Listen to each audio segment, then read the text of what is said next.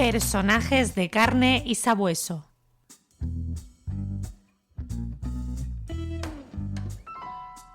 Para contar nuestra historia, volvemos a viajar en el tiempo. Nos situamos en Buenos Aires. Es el año 1963.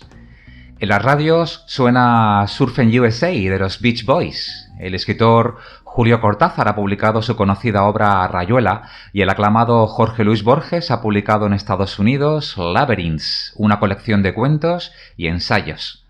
Ese mismo año, Georges Simenon, el conocido como el hombre de las 10.000 mujeres y los 400 libros, ha publicado una nueva novela de su personaje, el comisario Maigret. Una mujer sale del cine, ha visto la última película de James Bond, Desde Rusia con Amor, y en una tienda compra su cómic favorito. Mientras vuelve a su casa no puede evitar hojearla y en la contraportada encuentra un anuncio que le llama la atención. La palabra detective en color negro y de gran tamaño. El título decía: «Ingrese en el fascinante mundo de los detectives». Su pulso se acelera y su mente se abre. Se pone tan nerviosa que no es capaz de leer con detenimiento. En la parte inferior, un cupón: «Solicite folleto gratis» y con los apartados necesarios para hacer la solicitud, con unas líneas para poder ser recortada. «Sea un aliado de la justicia y la verdad», continúa leyendo. «Gane prestigio, honores y dinero, con la profesión del momento y del futuro, sin distinción de sexo ni límite de edad. Aprenda en su casa, sin problemas de horarios. Los cursos son por correo. Enviamos toda nuestra correspondencia en sobre sin membrete». Un mes después, se dirigió al 10º piso diagonal norte 825 de Buenos Aires.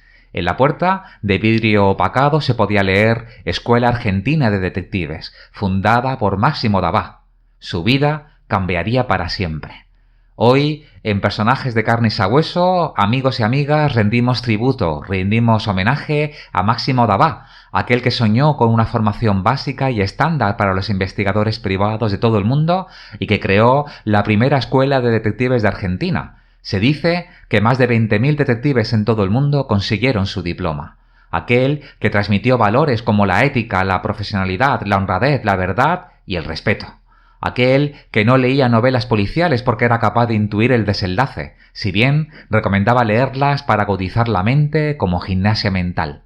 Un detective que descansa en el pórtico del Olimpo de los investigadores privados y que es una leyenda para miles de investigadores privados en todo el mundo y varias generaciones, a los que otorgó unos estudios y enseñanzas que le sirvieron para ejercer una profesión. Alguien que divulgó y desmitificó la figura del detective de verdad del personaje de ficción y que supo transmitir, publicitar y vender como muy pocos gracias a su personalidad carismática, como harían otros investigadores en el mundo como William Burns en Estados Unidos, Eugene Villot en Francia o Antonio Romero en España.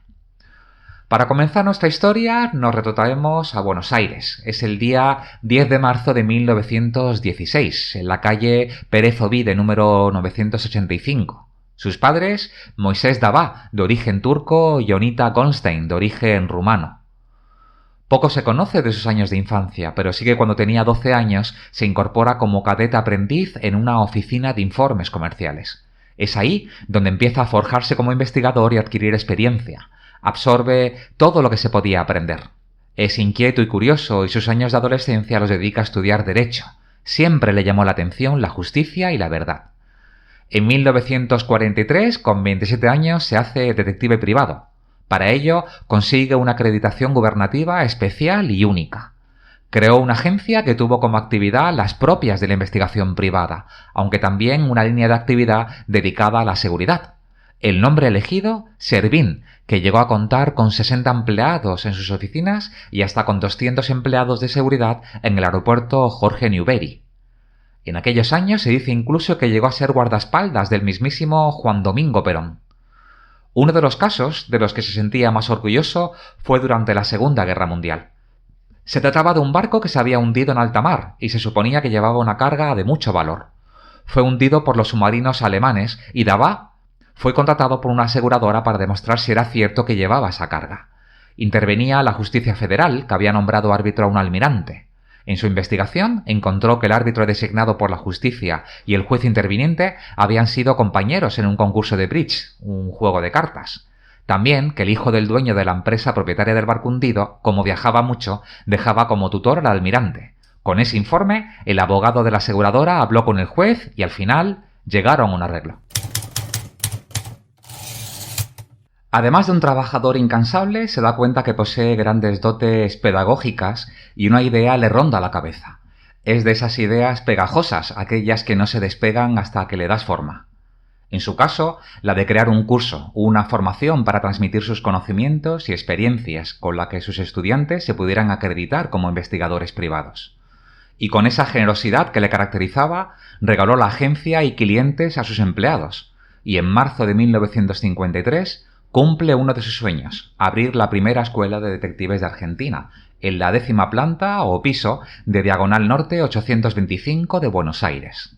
Otros detectives en el mundo ya crearon escuelas. En Estados Unidos, por ejemplo, se crearon varias que fueron inspiradoras e importantes. En Bélgica también se crearon algunas que fueron referentes. También en España, como la de la Humanité de Ramón Julibert en 1917, el Instituto Fernández Luna en 1920, la Detectives Escuela en 1930, por cierto, una traducción un poco desafortunada, la Escuela de Detectives Office del mismo año o la Escuela de Detectivismo Instituto Marte de 1932, pero ninguna llegó a tener el alcance de la Escuela Argentina, ni por número de alumnos ni por su proyección en el tiempo.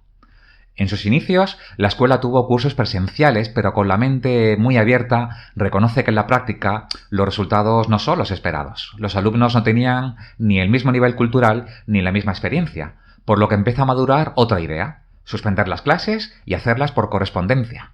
Claro, las posibilidades que ofrecía esta vía se extendían al público de otros países, y de ese modo, sus oficinas centrales en Buenos Aires enviaban la documentación a cualquier parte del mundo. El siguiente paso era crear una sucursal en Los Ángeles, con clases en inglés y autorizada por el Departamento de Educación del Gobierno de los Estados Unidos. El nombre elegido, Magnum School. Magnum es la traducción de máximo en inglés. El icono de la escuela, un detective de perfil con pipa y sombrero, aunque también se identificó con símbolos como el gato o la lupa. El modo de publicitarse era ciertamente único y original, no dejaba lugar a dudas, y sus anuncios se hicieron familiares para los lectores de revistas de historietas, cómics y de información general, donde aparecía el cupón de inscripción recuadrado con líneas de puntos y una tijera con una propuesta difícil de rechazar. Sea un aliado de la causa de la justicia y la verdad, sea justo, triunfador, admirado, ingrese al fascinante mundo de los detectives privados. Sobre el contenido del curso, él se encargaba absolutamente de todo. Era el autor del contenido, de los manuales y supervisor de cada detalle.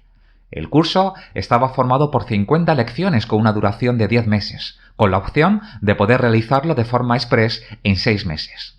Las lecciones se recibían de forma mensual. No había exámenes finales. El modo de evaluar era una serie de 8 trabajos prácticos que los alumnos debían hacer y aprobar siempre por correo. El resultado era recibir el diploma y la credencial de bolsillo de color verde que los identificaba como detectives y expertos en investigaciones. Los alumnos, además, al inscribirse, tenían derecho a la publicación de la escuela, la revista El Mundo de los Detectives, que no era de venta pública, era una revista que ofrecía complementos para la profesión, desde ejercicios de identificación, pruebas para desarrollar el golpe de vista, historias reales de casos policiales, nociones de primeros auxilios, técnicas de defensa personal y un curso de tiro de defensa, siempre por correspondencia. El curso tenía por objeto principal enseñar a los alumnos a razonar con criterio detectivesco. Les transmitía que un buen investigador privado debe interesarse y estar atento a todo lo que sucede alrededor, ver lo extraordinario entre lo común, ver donde nadie ve y memorizar detalles que, aunque de apariencia sean insignificantes, pueden llegar a constituir pruebas. El perfil de los alumnos, un 20% de mujeres, futuros detectives, pero también escritores, jueces, abogados y antiguos policías. Opinaba que la carrera de detective tenía mucho futuro y una salida laboral, que había mucho trabajo por hacer, por ejemplo para las compañías de seguros, que solían tener una media de 6 detectives por cada una. El 20% de los robos de vehículos que se denunciaban eran falsos. Le gustaba poner el siguiente ejemplo relacionado con esto. Un choque entre 2 vehículos, a uno de ellos les vence el seguro el 20 de marzo, y no lo renueva y resulta que choca el 24 de marzo, y hace una denuncia de que choca el 18. También están otros ejemplos relacionados con el robo de coches. Una persona tiene un vehículo medio viejo, del que quiere desprenderse. Va a la casa del suegro de visita, deja el coche en la puerta, conversan un rato y cuando sale el coche no está.